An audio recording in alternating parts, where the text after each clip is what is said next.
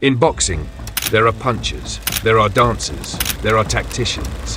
But once in a generation, someone rises who is all of them and something more. Sugar Ray Leonard didn't just fight, he performed. He could blind you with speed, bait you with a smile, and end you with a flurry so precise it felt choreographed. He was elegance and savagery in the same breath. But here's what the highlight reels don't show you. The sweat, the silence, the brutal repetition. The mornings that started in the dark, and the mindset that didn't just chase greatness, it demanded it. How does someone train to be faster than the punch coming at him? How do you train to outthink fighters trying to tear your head off? Sugar Ray Leonard wasn't a miracle. He was a machine, built behind closed doors. In this video, we go behind the footwork, behind the flash, into the system that forged one of the most complete fighters the ring has ever seen. Welcome to Back to Boxing. Before we dive into the nitty-gritty of Leonard's training, we need to understand where it all began. Ray Leonard didn't grow up dreaming of professional boxing. In fact, his introduction to the sport came almost by accident when his younger brother started training at the Palmer Park Recreation Center. But once Leonard stepped into that gym, something clicked. Not just his natural ability, though that was obvious from day one, but his approach to learning. While other kids were throwing wild punches and trying to look tough, Leonard was studying, watching, absorbing every detail. His first trainer, Dave Jacobs, noticed something unusual about the young Leonard. Ray didn't just want to learn how to fight, Jacobs later recalled. He wanted to understand why every movement worked. This analytical mindset would become the foundation of everything Leonard did in training. From those early days, Leonard developed what would become his signature approach, treating every aspect of boxing like a science. He didn't just throw jabs, he studied the biomechanics of the perfect jab. He didn't just work the heavy bag, he analyzed exactly how different angles and timing affected power generation. This scientific approach extended to his physical conditioning. While most amateur boxers of the 1970s followed basic training routines, Leonard was already incorporating elements that wouldn't become mainstream in boxing for another decade. He was doing plyometric exercises before they had a name. He was focusing on sport-specific conditioning when most fighters just ran and hit the bag. But perhaps most importantly, Leonard understood something that separated him from everyone else. Training wasn't just about physical preparation. It was about creating an unshakable mental foundation that would carry him through the most intense moments of competition. The mental game. Here's where things get really interesting. While everyone talks about Leonard's speed and boxing IQ, what they don't discuss is how deliberately he trained his mind. This wasn't meditation or visualization, though he did both. This was systematic mental conditioning that bordered on obsessive. Leonard had this ritual he called shadow conversations. During his shadow boxing sessions, he wouldn't just throw punches at an imaginary opponent. He would actually have full conversations with them. He'd trash talk, respond to imaginary trash talk back, and work through every psychological scenario he might face in the ring. People thought I was crazy, Leonard admitted years later. But I was preparing for psychological warfare. Boxing isn't just physical, it's mental chess at 90 miles per hour.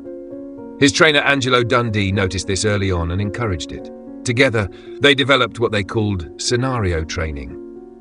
Leonard would spend entire sessions preparing for specific fighters' tendencies, not just their physical attributes, but their psychological patterns, how they reacted to pressure, what made them angry, what made them doubt themselves.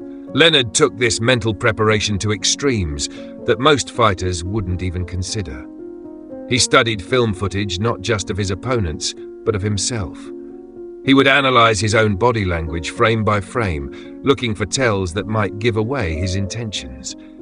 He practiced controlling his facial expressions during intense exchanges, but the most intense part of his mental training was what he called pressure simulation. Leonard would have his sparring partners and trainers create the most psychologically stressful situations possible during training. They would insult him, try to make him angry, create chaos and distractions. The goal was to make actual fights feel calm by comparison. This mental conditioning paid dividends throughout his career. Leonard rarely looked rattled, even in the most intense moments. When Roberto Duran got under his skin in their first fight, Leonard went back to the drawing board and completely retooled his mental approach for the rematch. The Speed Factory. When people think of Sugar Ray Leonard, they remember one thing first: speed. But what most fans don't realize is that speed wasn't just God-given, it was engineered. Leonard teamed up with biomechanics expert Dr. Richard Berger, and together they broke speed down like a science project. Every punch was analyzed frame by frame to shave off milliseconds. His training was cutting edge for its time. He'd fire off combos in weighted gloves, then switch to regular ones, not just for resistance, but to rewire his nervous system to react faster. One of his wildest drills? Rhythm disruption. Leonard would hit the speed bag to a set rhythm, then his trainers would randomly smack it from different angles, forcing him to instantly adjust. It wasn't just about fast hands, it was about fast reflexes under pressure. And the double-end bag? Leonard didn't just hit it, he talked through it, carrying on full conversations while keeping perfect timing. The goal? Make speed second nature, automatic. He even used high-speed cameras, way ahead of his time, to study micro-adjustments in his punches most fighters never even noticed. Footwork? Just as advanced. Leonard trained on sand, rubber, even ice, each surface forcing his body to move and react in different ways. He wasn't just fast, he was fast anywhere. The result? He could throw 5 punches in the time it took most guys to throw 3, and still see your counter coming. Because for Leonard, speed wasn't just about hands. It was about thinking fast, reacting faster, and always staying one move ahead. Power through precision. Speed was Leonard's calling card, but power was his secret weapon. And here's the thing that separated Leonard from other speed-based fighters. He never sacrificed power for speed. Instead, he developed a training system that maximized both simultaneously. His heavy bag work was legendary, but not for the reasons you might think. Leonard didn't just wail on the bag for rounds at a time. Instead, he would practice specific power shots in precise sequences, focusing on the exact moment of impact and energy transfer. One of his most effective training methods was called feather to sledgehammer. Leonard would practice his combinations starting with incredibly light, fast punches, then gradually increase the power while maintaining the same speed and timing. This trained his body to generate maximum power without telegraphing his intentions. Leonard also pioneered the use of resistance training specifically designed for boxing. He worked with elastic bands and cables that provided variable resistance throughout the range of motion. This wasn't just general strength training. It was designed to mimic the exact resistance patterns he would encounter when throwing punches against a moving target. His core training was particularly intense. Leonard understood that all power in boxing comes from the ground up through the core. He developed a routine that targeted not just the obvious abdominal muscles, but the deep stabilizing muscles that most athletes never even think about. But perhaps most importantly, Leonard trained his power to be adaptable. He could generate knockout power from awkward angles while moving backward, even while hurt or off balance. This came from thousands of hours of practicing power generation in every conceivable position and situation. The result was a fighter who could end fights with shots that didn't look particularly devastating. Leonard's power was surgical, precise, perfectly timed, and devastatingly effective. The conditioning obsession. If you thought Sugar Ray Leonard's speed and power were impressive, wait till you hear how he built the engine behind it all. Because what truly set Leonard apart wasn't just what he did, it was how obsessively and intelligently he trained for it. This man didn't just train to be in shape, he trained to be in shape for you. Before every fight, his team would study hours of tape, not just to break down strategy, but to measure the pace, rhythm, and intensity he'd need to maintain in the ring against that specific opponent. Then, he'd tailor his conditioning around it.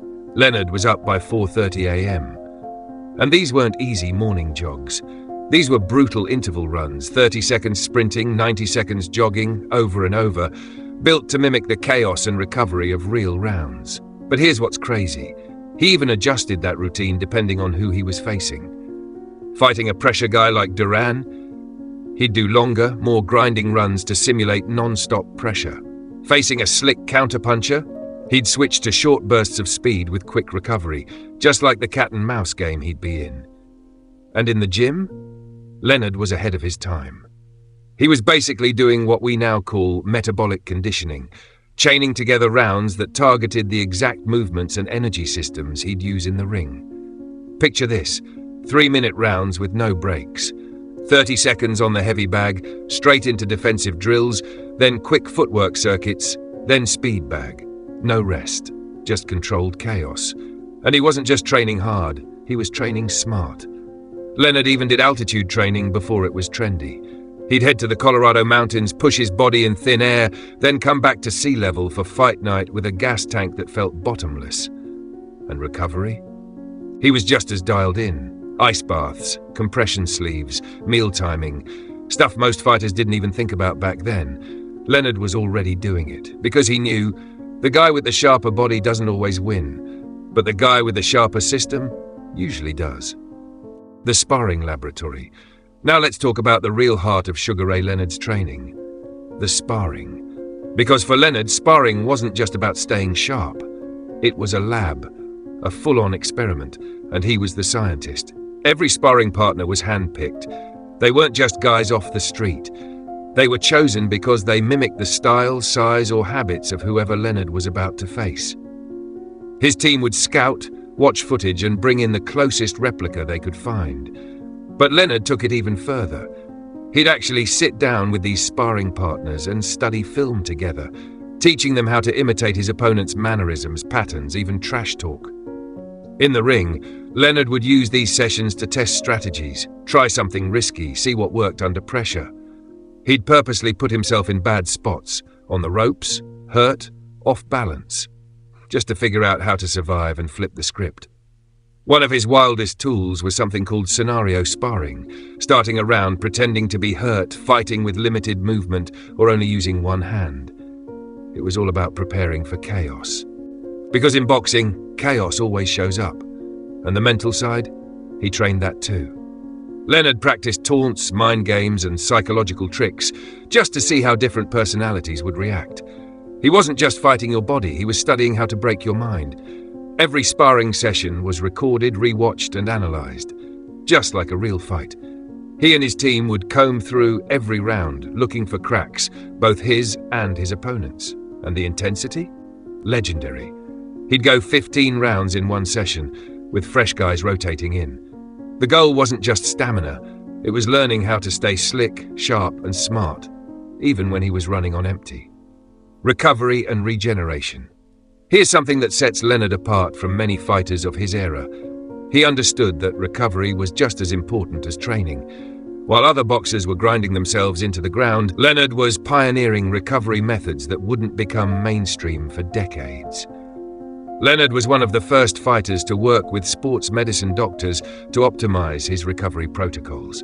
He used ice baths, massage therapy, and specific stretching routines designed to accelerate muscle recovery and prevent injury. His nutrition was equally advanced. Leonard worked with nutritionists to develop meal plans that optimized his energy levels for training and accelerated recovery between sessions. He was eating specific combinations of proteins and carbohydrates at precise times when most fighters were just eating whatever they wanted. Sleep was another area where Leonard was ahead of his time. He treated sleep as a training tool, maintaining strict sleep schedules and creating optimal sleep environments to maximize recovery and mental clarity. Leonard also incorporated what we now call active recovery into his routine. On his supposed rest days, he would do light swimming, yoga, or other low-intensity activities that promoted blood flow and mobility without adding training stress. Conclusion. So there you have it, the real story of how Sugar Ray Leonard trained. It wasn't just talent, it wasn't just hard work, it was a systematic, scientific, obsessively detailed approach to every aspect of preparation. Leonard understood something that many athletes still struggle with today. Greatness isn't just about natural ability or even dedication. It's about the intelligent application of effort. It's about training smarter, not just harder. The next time you watch Sugar Ray Leonard highlights, remember what you learned today. Every lightning-fast combination, every perfectly timed counterpunch, Every moment of ring genius was the result of years of methodical scientific preparation. Leonard didn't just train to be good at boxing. He trained to be perfect at boxing. And that obsession with perfection, that refusal to leave anything to chance, is what transformed a kid from Palmer Park, Maryland, into one of the greatest fighters who ever lived. Now ask yourself a question. What could you achieve if you applied even a fraction of Leonard's systematic approach to your own goals? The answer might surprise you. Let me know in the comments what do you think about his training. Thank you for watching. Back to boxing.